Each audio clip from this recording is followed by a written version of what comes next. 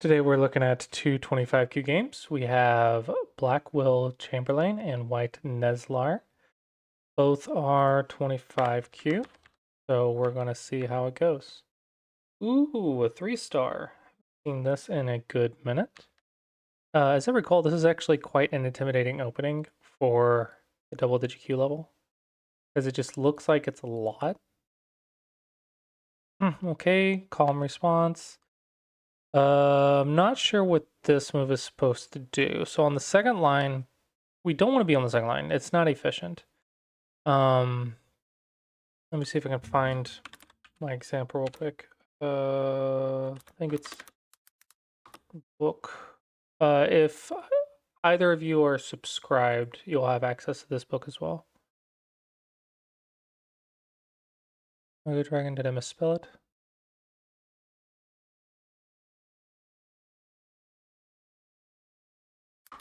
Books with an S, book with without an S.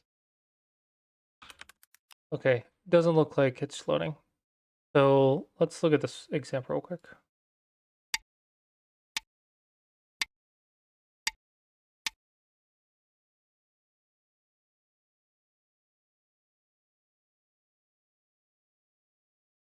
So in this example, you can see that the first line, we actually have like nothing under. We're not surrounding any points. And we also only have 3 liberties, so it's like the worst line to be on. So I call this the dead line because it's very easy to die. The second line has 1 point. So it gets something, but it's only 1 point for 1 stone. So I call this the losing line because you're just not getting enough value for your move. Third line has 2 points, so it's a 2 for 1 deal. This I call the territory line. It's solid, it's efficient, it's close to the edge, so it'll be easy to live. So it's very nice to secure a position. Excuse me.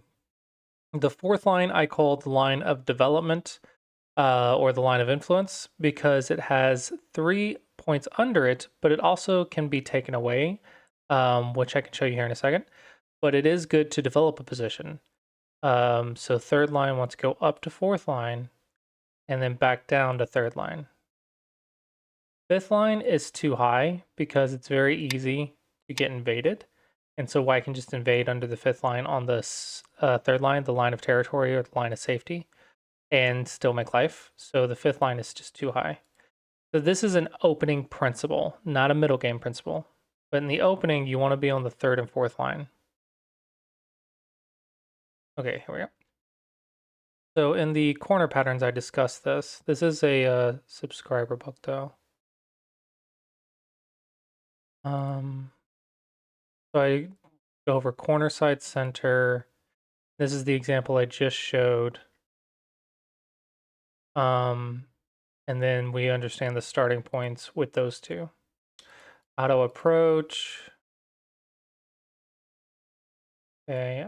Yeah, and then we go into all the corner stuff, which is not what we're talking about right now. Okay, so one example of when the second line can be good. Let's look at an approach move. If we approach right here and white defends themselves and we jump back, we have made a base, which is what you want to do. When you approach a move, everyone wants to make a base. So white is making their eye space, black is making their eye space. However, excuse me. However, we can actually make one cool trade first, which is the second line move. Second line is not good for development. It's not good for points, but it is good for stealing a base. So if white does nothing, then black will come in here, and now black will make their eye space, or their base, in white's base. So now white loses their base on these 2 stones, while black is surviving.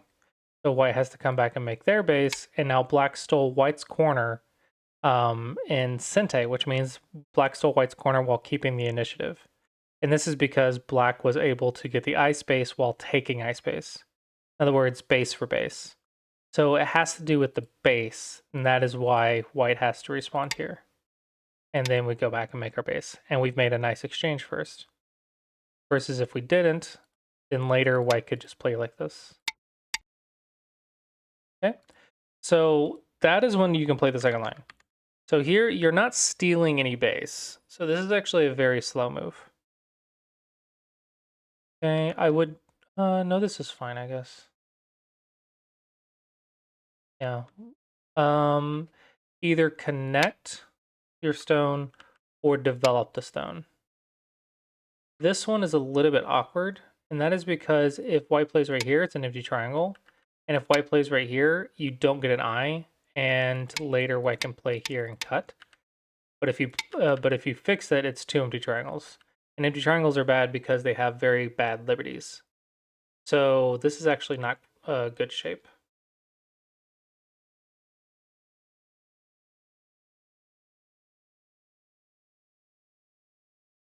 When you approach, you want to be approaching from one space away. Attachments are single-digit Q moves, and they're used for invasions. They are not really used. I want to say they're not used in the opening, but they are. But this is not one of them. This is not one of the moves. So white, I recommend when you get touched, just stretch. It keeps your liberties high, keeps their liberties low. You're solid, and it's very little chances for mistakes, and their moves are not doing very much at all. Okay, this is very aggressive. Possible if you want to be this type of player. This is very reading intensive, so this requires your Go problems. Make sure you're doing Go problems every day. I don't like it because I think it's very risky, and risky at double-digit Q is like flipping a coin on who dies. But we'll see what happens.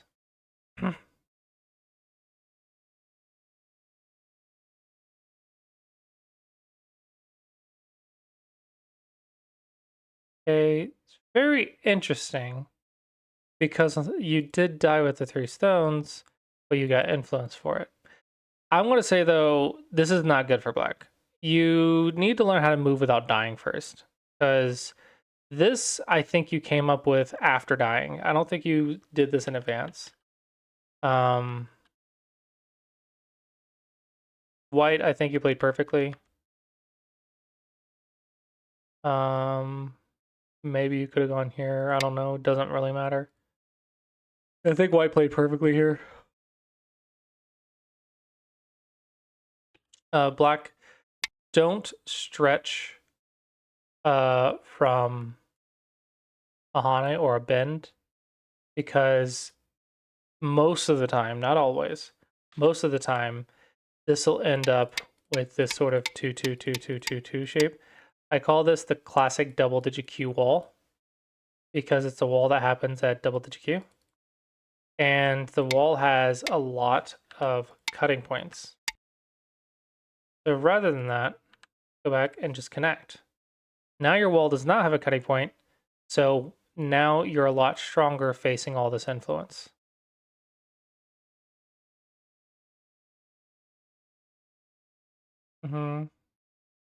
There is a cutting point right here, but white also has a cutting point, so I think defense first is fine. This one is another classic DDK mistake. You cannot play right here because it has a bad relationship with this stone right here. Because once white turns, you have gotten your stones cut off. And both are only at 3 liberties. So this one's actually at 2 liberties. So it's a very bad shape. Instead, we can just approach, and now we're not really damaging that stone. And just make some base. Not sure if I want to start tackling the middle game. I gave a lot of information in the opening. Probably should give white something. I think white's played pretty well so far, though. Ladder. I want to find a white mistake. Oh, white missed the ladder here, which is interesting because you had a ladder right here. I wonder what the difference is. That's probably your mistake. Are you playing faster in the middle game? I want to say also you are not invading black at all. It looks like in the contact fights you're doing well. This is probably from small war practice, but you need to go in black's area. don't avoid the big framework. You got to go in, and you need to go in much, much sooner than this. So probably I would say in your next games, try to go in maybe a little bit sooner, and it'll be uncomfortable, and it might not go well the first time or two. But I would say that's one of the things you need to work on.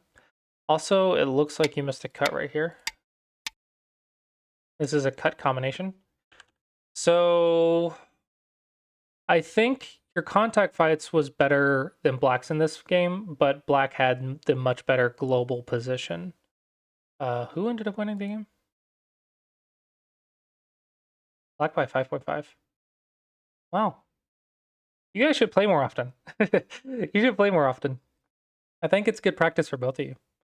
It looks like you're both each other's weaknesses. All right, hope you guys enjoyed, and I'll see you guys next time.